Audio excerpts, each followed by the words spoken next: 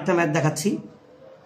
এটা হচ্ছে 25.26 এইট আছে এবং আমাদের 2-তে যেতে হবে। তাহলে আমরা 25কে 2 দ্বারা ভাগ দিব।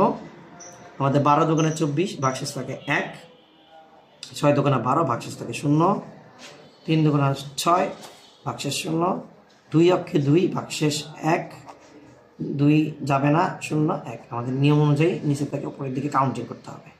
আবার বাম সাইডেরটা হচ্ছে গুণ।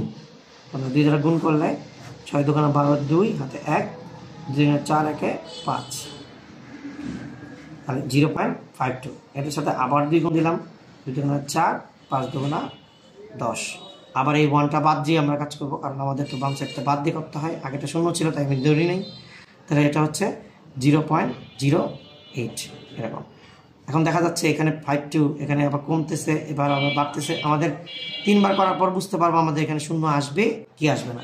যেহেতু দেখা যাচ্ছে এখানে 0 আসার সম্ভাবনা নাই, একবার বাড়ছে একবার কমছে আবার বাড়তেছে, তার মানে এটা 0 আসবে না। আমরা এইভাবে 3 বার করার পর আর ম্যাথ করবো না, আমরা কাউন্টিংটা করে যে জিনিসটা আমাদের করতে হবে 11001, আমরা লিখবো 11001.011 এরপর আমরা ডট ডট দিব, মাস্ট বি ডট ডট দিব। এই ডট ডট না দিলে পুরো ম্যাথটা কাটা যাবে, কারণ আমাদের এখানে 0 আসে নাই, আমাদের এই ম্যাথটা আরও করতে হবে।